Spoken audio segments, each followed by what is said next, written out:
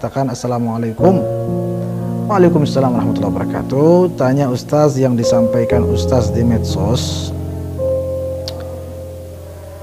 apakah saya barangkali ya, wallahu alam, bahwa atau mungkin Ustaz lain, bahwa kelompok Wahabi ada ajaran yang menyimpang. Ya, pertanyaan yang dimaksud menyimpang contohnya supaya kita bisa menghindari. Baik. Wahabi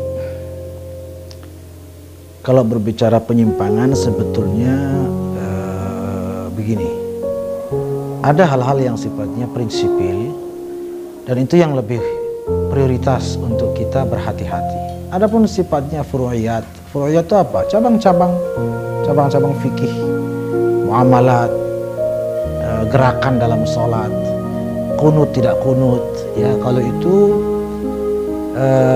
seharusnya dapat ditolerir dan perbedaannya saling menghargai dan saling menerima. Tapi dalam hal-hal prinsipil, apa maksudnya prinsipil ini yang menyangkut usuliyat atau dasar-dasar pondasi dalam agama, yang lebih tepatnya adalah menyangkut akidah atau keyakinan. Jadi bahwa para ulama kita dari masa ke masa, sejak dahulu kala sampai detik ini, dan jumhur ulama, mayoritas ulama di seluruh dunia itu sudah banyak mengungkap tentang penyimpangan-penyimpangan Wahabi, baik secara lisan dan banyak sekali juga secara tulisan. Seperti apa penyimpangannya? Ya karena ditanya masalah contoh ya. Antara lain Wahabi ini tidak dalam hal yang menyangkut ayat-ayat yang tentang sifat atau sifat-sifat Allah. Misalnya ayat-ayat Quran yang menyebut tentang Ar-Rahmanu 'alal 'arsy istawa. Allah yang Maha Rahman bersemayam di atas arsy. Nah, mereka saudara-saudara kita dan guru-guru mereka, para ulama-ulama terkemuka mereka seperti Ibnu Taimiyah dan lain-lain, itu jelas dalam karya-karya mereka disebutkan bahwa ayat itu bermaksud bahwa Allah, zatnya Allah, memang zatnya Tuhan kita Allah Subhanahu wa taala yang bersemayam duduk di atas kursi atau di atas arsy. Bahkan dalam kitab karya Ibnu Taimiyah beliau mengatakan, seperti dudukku di atas kursi ini. Ini adalah penyimpangan akidah yang luar biasa. Mengapa? Karena Allah Subhanahu wa taala mengatakan laisa kamitslihi syai', tidak ada yang serupa yang sama dengan Allah. Kalau kita meyakini bahwa Allah duduk di kursi di arsy sebagaimana dudukku di atas kursi ini, berarti otomatis menyamakan. Contoh lain, ayat lain di mana Allah mengatakan tentang yadullah fauqa aydihim, tangan Allah di atas tangan mereka misalnya.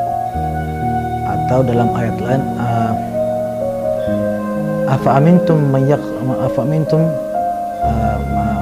man fis sama' an yakhsifa bikumul ard. Apakah kalian merasa aman dari azab zat yang ada di langit? Nah, ayat-ayat dalam Al-Quran mereka mengatakan bahwa ya Allah ada di langit. Allah zatnya beralamat atau bertempat di langit. Kemudian tangan, ketika Allah mengatakan dalam Al-Quran tangan Allah, maka yang dimaksudkan tangan Allah. Allah berarti memiliki tangan, hanya saja beda dengan tangan kita. Nah, ini penyimpangan luar biasa, dan itu yang diyakini oleh mereka.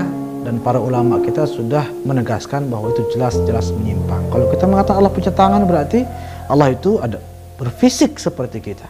Walaupun kita bilang tidak sama dengan tangan kita, ya monyet juga punya tangan tidak sama dengan tangan kita. Kita bilang Allah di langit, berarti Allah itu bertempat, berarti sama dengan kita juga karena kita bertempat. Sementara akidah Ahlus Sunnah wal Jamaah, para ulama kita dari masa ke masa, bahwa Allah itu maha suci dari tempat, Allah tidak membutuhkan tempat karena Allah yang menciptakan tempat. Lalu sebelum Allah menciptakan tempat, di mana Allah? Sebelum Allah menciptakan langit, di mana Allah? Sebelum Allah menciptakan arsy, di mana Allah? Dan seterusnya, ya. Dan segudang barangkali penyimpangan-penyimpangan lainnya, termasuk yang paling ramai, yang paling sering dihembuskan adalah mengenai bid'ah. Di mana bid'ah ini segala sesuatu yang tidak ada di zaman Nabi itu haram. Repot seperti itu. Dan itulah yang diyakini oleh saudara-saudara kita. Semua yang tidak pernah dilakukan oleh Nabi haram. Waduh, repot juga, karena banyak hal yang tidak dilakukan oleh Nabi, maka otomatis banyak hal yang haram kita lakukan di zaman ini. Dan penyimpangan-penyimpangan lainnya, namun karena keterbatasan waktu, kami mohon maaf tidak dapat kami jabarkan seluruhnya. Mohon maaf karena saking banyaknya juga. Bisa Anda baca karya-karya ulama kita seperti karangan saudara kandung pendiri Wahabi itu sendiri, namanya Syekh Sulaiman bin Abdul Wahab.